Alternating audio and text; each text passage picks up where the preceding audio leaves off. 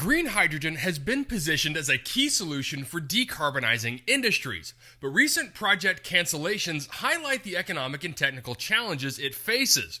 High production costs, supply chain constraints, and infrastructure gaps have slowed deployment, prompting a reevaluation of how best to scale the hydrogen economy.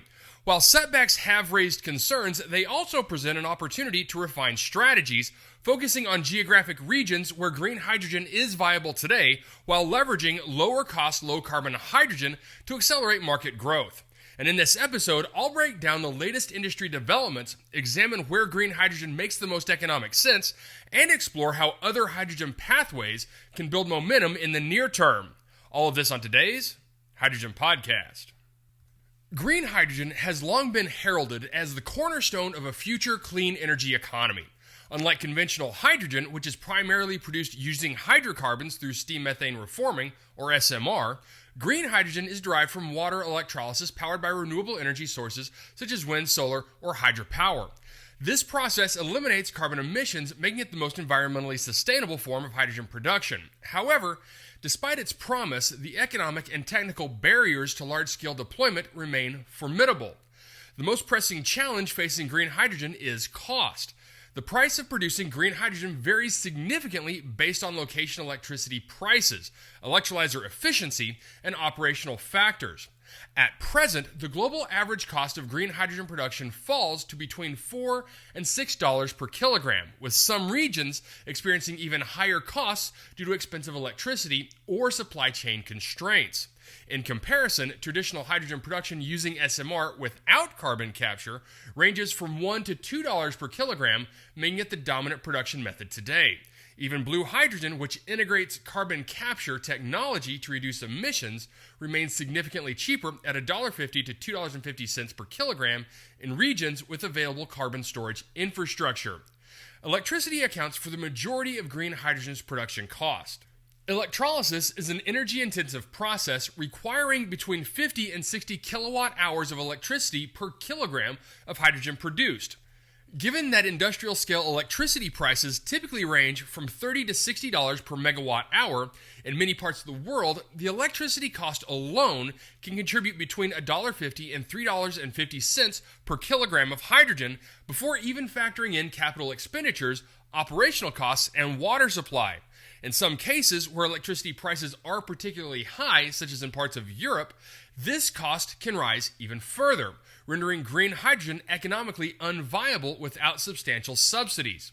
The cost of electrolyzer technology itself is another significant hurdle.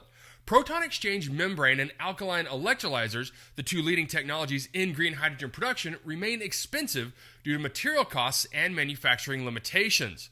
Current capital costs for electrolyzers range from $900 to $1,200 per kilowatt, with the expectation that economies of scale and technological advancements will drive these prices lower in the coming years. However, as of today, high upfront investment requirements continue to hinder rapid deployment.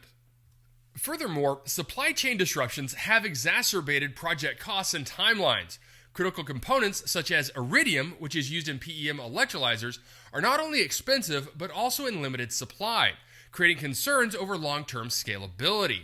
Delays in electrolyzer manufacturing and shipping have slowed the commissioning of many green hydrogen projects, further compounding financial risks for investors. Infrastructure is another major barrier. Unlike conventional hydrogen production, which is often co-located with industrial consumers, large-scale green hydrogen projects require extensive infrastructure development, including new hydrogen pipelines, storage facilities, and distribution networks. While some regions, such as Europe and the U.S. Gulf Coast, are making strides in hydrogen infrastructure planning, many areas still lack the necessary transport and storage solutions to support widespread green hydrogen deployment. The uncertainty surrounding government policies and incentives adds another layer of complexity. In the United States, the Inflation Reduction Act introduced a $3 per kilogram production tax credit for clean hydrogen, which could significantly improve green hydrogen's cost competitiveness.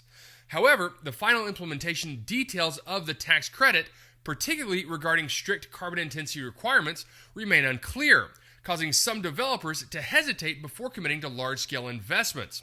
In Europe, the EU's green hydrogen strategy provides subsidies and funding support, but regulatory uncertainties continue to pose risks to long-term financial planning.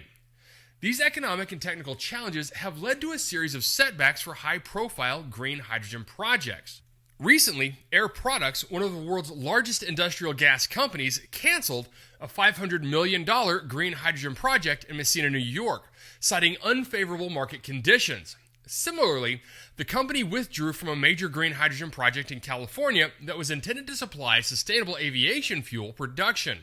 Other projects worldwide have been delayed or downsized, with developers opting to wait for further cost declines before moving forward. While these setbacks may appear discouraging, they reflect a natural phase in the energy transition. The initial stages of any new energy technology are typically expensive, requiring strategic government support and industry collaboration to drive down costs over time. Green hydrogen remains a crucial part of the long-term decarbonization strategy, but its economic challenges underscore the importance of adopting a diversified approach to hydrogen production in the near term. Despite the current hurdles, green hydrogen is still expected to become cost competitive with conventional hydrogen in the coming decades. The International Energy Agency projects that with continued technological advancements, electrolyzer costs could fall by 50% by 2030, and renewable electricity prices could continue their downward trend. Now, if these projections hold, green hydrogen could reach cost parity of around $1.50 to $2.50 per kilogram in optimal regions by the early 2030s. Despite these challenges, certain regions around the world remain well positioned to develop green hydrogen successfully. The key to economic viability lies in access to low-cost renewable energy, favorable policy environments, and industrial demand that can provide immediate offtake for hydrogen production. Australia is one of the most promising locations for green hydrogen development. With some of the world's lowest solar and wind energy costs, Australia has the potential to produce green hydrogen at highly competitive prices. Estimates suggest that production costs could fall below $2 per kilogram in some areas. The Australian government has committed billions of dollars in funding to support hydrogen hubs, and several major projects, such as the Asian Renewable Energy Hub, are moving forward. Spain and Portugal are also emerging as green hydrogen leaders due to their abundant solar and wind resources. Both countries have launched ambitious hydrogen roadmaps, with Portugal targeting green hydrogen production costs as low as $1.50 a kilogram by 2030. Spain's Ideal España initiative is another significant project aiming to integrate renewable hydrogen into industrial supply chains, particularly in steel manufacturing. North Africa, particularly Algeria, presents another intriguing opportunity. The region's high solar irradiance makes it an ideal location for large-scale solar-powered electrolysis. Additionally, Algeria's proximity to Europe positions it as a potential hydrogen exporter, supplying clean hydrogen to industrial centers in Germany, France, and the Netherlands. However, infrastructure challenges, including water availability and pipeline development, must be addressed before large-scale hydrogen exports become feasible. Saudi Arabia and the UAE are leveraging their low-cost solar energy to develop competitive green hydrogen production. Saudi Arabia's $5 billion NEOM hydrogen project, expected to produce 650 tons of green hydrogen per day using 4 gigawatts of renewable power, is one of the most ambitious projects in the world. The UAE is also investing heavily in hydrogen, with plans to become a global hydrogen export hub. And while green hydrogen remains a long-term goal, alternative low-carbon hydrogen production methods are gaining traction due to their ability to scale more quickly and cost-effectively. Blue hydrogen, which is again produced through SMR with carbon capture and storage, has gained momentum as a transition solution. The U.S. Gulf Coast has emerged as a leading hub for blue hydrogen, benefiting from extensive natural gas infrastructure and existing CCS projects. Companies like ExxonMobil and Air Products are investing billions into blue hydrogen projects, which can supply industrial customers while reducing emissions. Geologic, or white hydrogen, represents a potentially game-changing development. Naturally occurring hydrogen reservoirs have been discovered in regions such as the central U.S., Canada, and Africa. If extraction methods prove cost-effective, geologic hydrogen could provide a naturally replenishing, low-emission hydrogen source. And companies like Coloma, backed by Bill Gates' Breakthrough Energy Ventures, are actively exploring these opportunities. And amid these broader industry developments, Plug Power's new hydrogen plant in St. Gabriel, Louisiana, represents a significant step forward. This facility, capable of producing 15 tons of hydrogen per day, utilizes byproduct hydrogen from Olin Corporation's chlorine production process, reducing costs and minimizing waste. Louisiana's existing infrastructure makes it an ideal location for hydrogen production. The state already has a robust pipeline network, industrial demand from refineries and petrochemical plants, and access to export markets via the Gulf Coast. Plug Power's investment underscores the importance of leveraging existing assets to accelerate hydrogen deployment while green hydrogen costs continue to decline. The hydrogen industry is evolving rapidly, balancing ambitious long-term goals with practical near-term solutions. While green hydrogen faces financial and technical barriers, certain regions remain well-positioned for early adoption. Meanwhile, low-carbon alternatives such as blue hydrogen and geologic hydrogen are helping to build the hydrogen economy. Strategic investments such as Plug Power's Louisiana plant demonstrate how industry players can navigate current challenges while laying the groundwork for future growth. All right, that's it for me, everyone.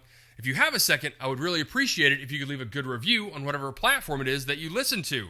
Apple Podcast, Spotify, Google, YouTube, whatever it is. That would be a tremendous help to the show. And as always, if you ever have any feedback, you're welcome to email me directly at info@thehydrogenpodcast.com. So until next time, keep your eyes up and honor one another.